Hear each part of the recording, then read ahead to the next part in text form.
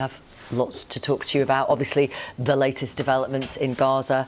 The hearings today at the International Court of Justice, South Africa accusing Israel of genocide in Gaza. But let's start with this Houthi campaign. And obviously, it's happened as a result of the Israel-Hamas conflict. I wonder if that underlines the fact that perhaps this conflict needs to be brought to a close. If you want to know what the Houthi terror pirate regime is about, you need only look at its slogan, which very helpfully was right by your right ear until a second ago. It says, Allahu Akbar, death to America, death to Israel, cursed be the Jews, victory to Islam. The Houthi terror pirates have all the self-awareness of cartoon villains, but they are no laughing matter. They're a dangerous business. They are a dangerous business, but you don't want to see this escalate across the wider region? No, of course not. We very much hope that this conflict can be contained and that the massacre that Hamas perpetrated on October 7th, that chapter can end with the destruction of the Hamas regime and return of the hostages. But I think that the escalation tonight reminds us of the importance of the UK-Israel alliance, because we find ourselves both fighting different proxies of the same Iranian regime. In Gaza, we're fighting against the Hamas rapist regime, which perpetrated the brutal massacre of 1,200 people on October 7 and took 250 people hostage. And now we find the UK and the US fighting the Houthi pirate regime, which is also aligned in a proxy of Iran. And that reminds us that in the grand scheme of things, in the big fight for international peace and security, the UK and Israel are on the same side. It's just over 3 months now since Hamas went into southern Israel and killed and raped and took many people hostage. How would you describe the collective trauma of Jewish people, not just in Israel, but around the world, 3 months on? Israeli society and the Jewish people around the world are deeply traumatized, not only by the atrocities of October 7th, but the fact that after they happened, they set off a wave of jubilation and celebration around the world. The protests against Israel began on October 8th, before Israel began its offensive against Hamas and immediately after the massacre. And we have honestly been saddened, shocked and appalled to see people at first celebrating Hamas's atrocities and then covering them up, and then denying them, and then trying to cast them onto Israel, and the campaign around the world to tear down the posters of the vulnerable hostages, little children abducted and held as captives in the Hamas terror dungeons, has triggered some very painful memories and reminded us of the depth of the problem of dehumanization of Jews that remains in large parts of the Western world. In terms of the hostages that are still in Gaza, and you still trying to get them out, at the moment it would appear negotiations have broken down, but is it true that Israel have linked that to allowing people in the south of Gaza to return to the north?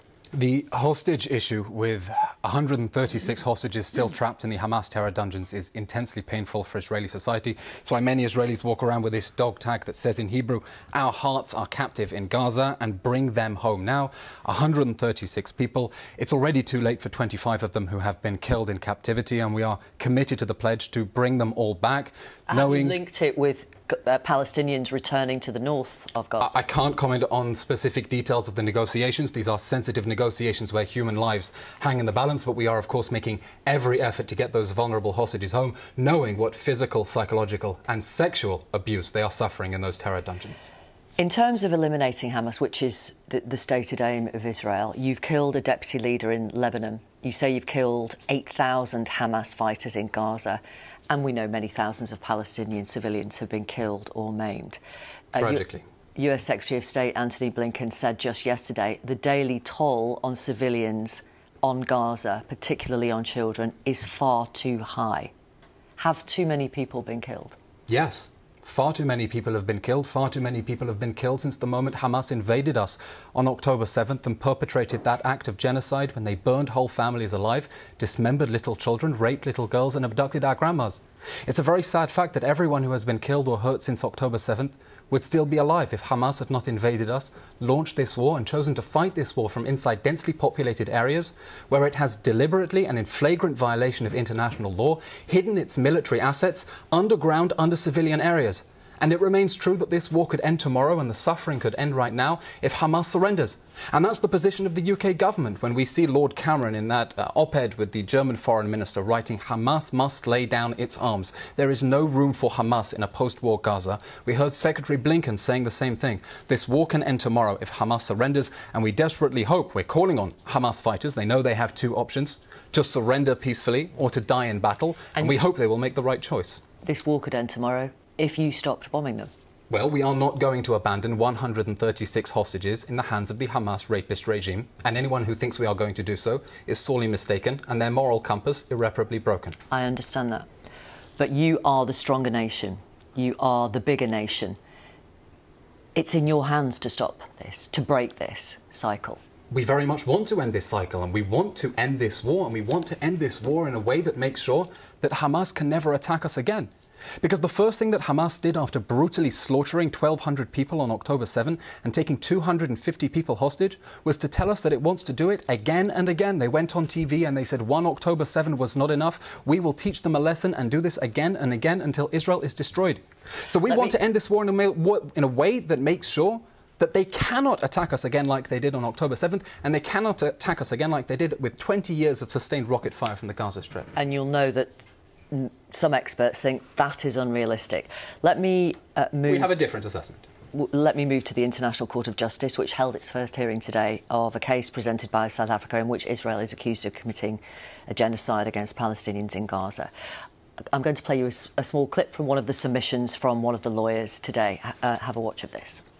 Each day, yet more desperate people will be forced to relocate from where they are sheltering or will be bombed in places where they have been told to evacuate to.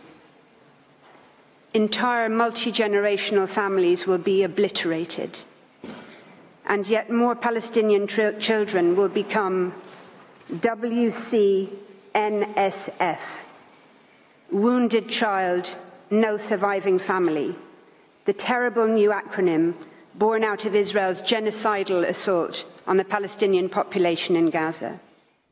All of that is true, isn't it? I think it is tragic and appalling that South Africa has decided to play advocate for the devil and serve as the legal arm of Hamas. I'm going to pause you there, if I may, Mr. Levy, because almost every point I put to you or every question I ask you, you respond with an answer that is not relevant to the question. Well, let me answer directly then. The lawyer there who is serving as the legal representative of Hamas, accusing Israel of genocide, is presenting a topsy-turvy reality in which Hamas does not exist, it hasn't taken hostages, Israel decided one bright morning to start bombing Gaza. On October 7th, we suffered an act of genocide.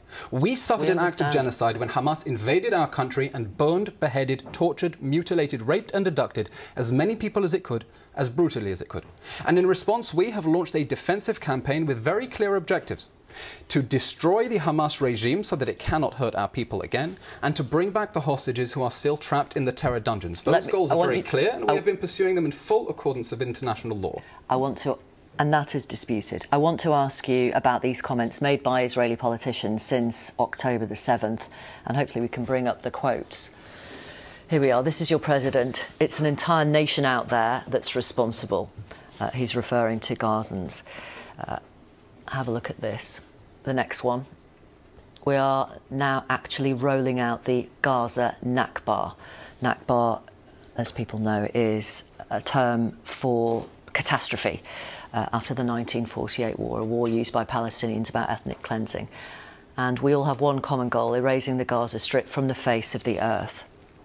Can you see why some people believe that you absolutely don't want Palestinians any longer in Gaza? We think we have been very clear, both in word and in deed. In those words? Well, Mr. Vatouri does not make decisions on security matters in Israel. We think we've been very clear, both in word and in deed, that the people of Gaza are not our enemy. Our enemy is the Hamas regime, and that is why we have gone further than any army in the history of the world to try to get civilians out of harm's way. Now, we just had the former... I'm going to bring you back to the words of those politicians, if I may. We're now actually rolling out the Gaza Nakba. Nakba, the Palestinian term for ethnic cleansing.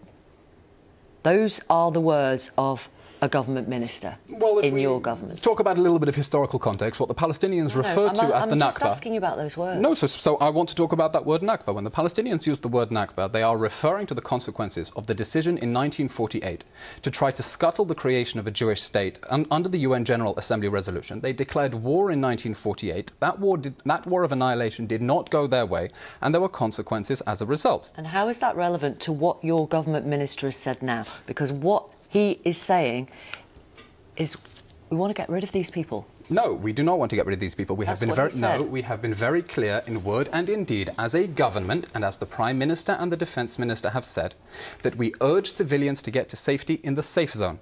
We've been urging them to go to the safe zone. There are no safe zones, you know that. There is no. The Al-Mawasi zone has been rendered unsafe because Hamas has decided to shoot rockets out of it. Hamas decided to shoot rockets out of it, and the United Nations has said absolutely nothing about rockets being fired. People near the Rafah crossing.